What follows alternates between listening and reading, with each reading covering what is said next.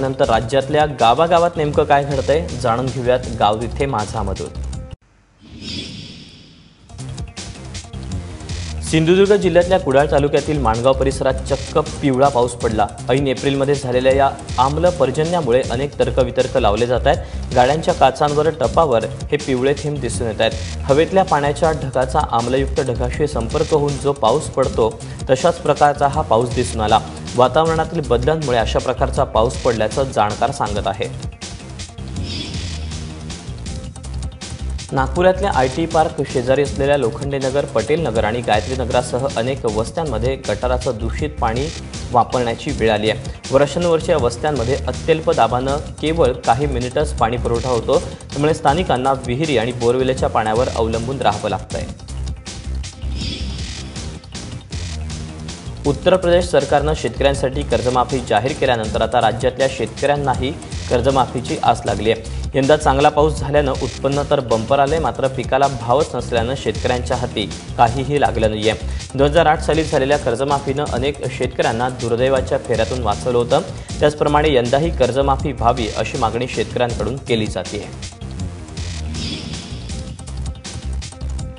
शेतमालाला भाव मिळत नसल्यानं अहमदनगर जिल्ह्यातल्या संगमनेरमध्ये शेतकऱ्यांनी स्वतःला कांद्याच्या ढिगाऱ्यात गाडून घेतलाय। भूमिपुत्र शेतकरी संघटनेच्या वतीनं सरकारी धोरणाविरोधात हे आंदोलन करण्यात आलं। शेतमालाला हमीभाव द्यावा या मागणीसाठी इथं शेतकरी एकवटले होते। याआधीच इथल्या पुणतांब्यामध्ये इतिहासात पहिल्यांदाच शेतकरी संपावर जाण्याच्या विचारात आहेत। त्यानंतर जिल्हाभर शेतकरी चळवळीचं वार वाहत आहे। अशामध्ये संगमनेरमध्ये शेतकरी एकवटले होते। शेतकऱ्यांचा सातबारा कोरा करा, शेतकऱ्यांना कर्जमाफी द्या यासह इतर मागण्यांसाठी निफाडमध्ये स्वाभिमानी शेतकरी संघटनेतर्फे तहसील कार्यालयावर मोर्चा काढण्यात आला। गेल्या वर्षभरापासून स्वाभिमानी शेतकरी संघटनेनं शेतकऱ्यांकडून कर्जमुक्तीचे फॉर्म भरून घेतले जात आहेत। त्यासाठी जन आंदोलन उभारले जात आहे, मात्र शासन याकडे दुर्लक्ष करत असल्यानं हे आंदोलन करण्यात आलं। स्वतंत्र विदर्भाची मागणी करत वर्ध्यातील सेवाग्राम रेल्वे स्थानकावर काल रेल रोको आंदोलन करण्यात आलं। जवळपास अर्धा तास चाललेल्या रेल रोको आंदोलनामुळे आंदोलकांनी मालगाडी तसंच दिल्लीकडे जाणारी तामिळनाडू एक्सप्रेस रोखून धरली। विदर्भाच्या कानाकोपऱ्यातून आलेले 2000 विदर्भवादी या आंदोलनात सहभागी झाले होते। आंदोलकांनी इंजिनावर चढून जोरदार घोषणाबाजी केली।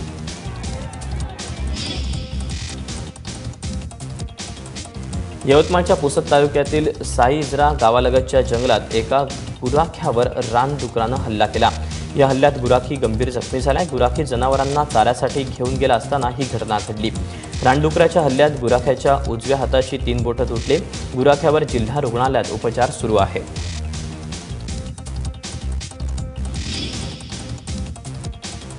कार्यालयात सहकार्याकडून होणाऱ्या त्रासाला कंटाळून महिला कर्मचाऱ्यांना आत्महत्येचा प्रयत्न केल्याची घटना लातूरात घडली।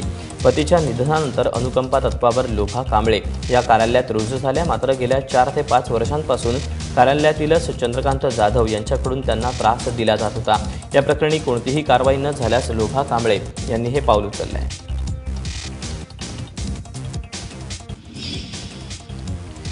हायवेवरील दारूबंदीमुळे औरंगाबादला सुद्धा मोठा फटका बसण्याची चिन्ह आहेत। त्यामुळे औरंगाबाद महापालिकेनं सुद्धा त्या दृष्टीनं हालचाली सुरू केल्या आहेत। शहरातून 7 हायवे जातात, त्यावर 166 बार आहेत। शहरातील हायवेवरील बार बंद झाल्यानं पर्यटनावर मोठा परिणाम होण्याची शक्यता आहे, अशी खंत सुद्धा महापालिकेनं व्यक्त केली आहे। शिवाय 3 MIDC, Delhi Mumbai industrial corridor, Auric city project यावरही परिणाम होण्याची शक्यता आहे। मात्र हायवे जरी महापालिकेनं वर्ग झाले असले तरी त्याची देखभाल मात्र सार्वजनिक बांधकाम विभागच करेल, असं औरंगाबादच्या आयुक्तांनी सांगितलेलं आहे। भंडारा जिल्ह्यातल्या वाहतूक पोलीस शिपायानं विष प्राशन करून आत्महत्या केल्याच्या घटनेवर पोलिसांनी प्रतिक्रिया देण्यास नकार दिला। गेल्या काही दिवसांपासून मयत रतन वालदे हे नैराश्यात होते, असं त्यांच्या सहकाऱ्यांचं म्हणणं आहे। वालदे यांच्या कुटुंबियांनीही याबाबत प्रतिक्रिया देण्यास नकार दिलाय। तपासांती आपण आपली बाजू मांडू, असं वरिष्ठ पोलीस अधिकाऱ्यांनी सांगितलेलं आहे। कर्जमुक्तीच्या मुद्द्यावरून शिवसेना आता रस्त्यावर उतरली। उत्तर प्रदेशमध्ये कर्जमुक्ती शक्य असताना महाराष्ट्रात का नाही असा सवाल करत कोल्हापूरच्या इचलकरंजीत सेनेनं प्रांत कार्यालयावर मोर्चा काढला। संपर्क प्रमुख अरुण दुधवडकर, जिल्हा प्रमुख मुरलीधर जाधव यांनी बैलगाडीत बसून या मोर्चात सहभाग नोंदवला।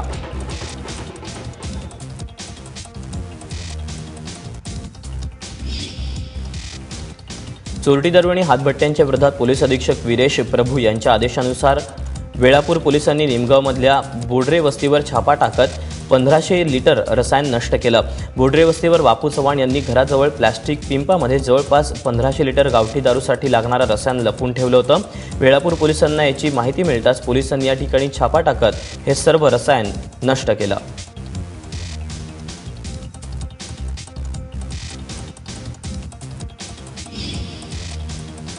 नगरच्या नेवासा तालुक्यात विजेच्या वादावरून घरासह महिलेला पेटवून मारहाण करण्यात आली आहे। संगीता राव ही महिला भाजली असून मारहाणीत शारदा राव यात जखमी झाल्या आहेत। दोन्ही महिलांवर जिल्हा रुग्णालयात उपचार सुरू आहेत। बुधवारी रात्री ही घटना घडली।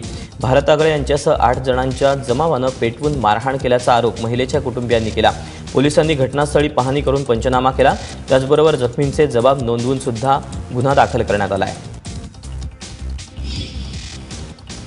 शेतकऱ्यांना कर्जमाफी देणं शक्य नसल्यास दरवर्षी कर्जाचे 5 हप्ते करून देत दरवर्षी 1 हप्ता आणि व्याज भरण्याची सोय करून द्यावी अशी मागणी ज्येष्ठ कवी नाधो महानोर यांनी केली आहे। नगर जिल्ह्यातल्या कोळपेवाडीत आयोजित करण्यात आलेल्या शंकरराव काळे पुरस्कार वितरण सोहळ्यात ते बोलत होते।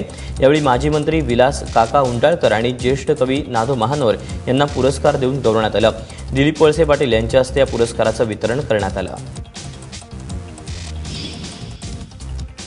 अहमदनगरला पारनेर तालुक्यात विहिरीतील बिबट्या मादीला बाहेर काढण्यात यश आलं। क्रेनच्या मदतीनं पिंजरा विहिरीत सोडून बिबट्याला पकडण्याचा प्रयत्न झाला, मात्र बिबट्या चकवा देत असल्यानं वनविभागासह नागरिकही त्रस्त झाले होते। मात्र 3 तासांच्या अथक प्रयत्नानंतर बिबट्याला बाहेर काढण्यात यश आल्यानं सर्वांनी सुटकेचा निश्वास सोडला। या बिबट्या मादीला जुन्नरच्या रेस्क्यू सेंटरमध्ये सोडण्यात येणार आहे।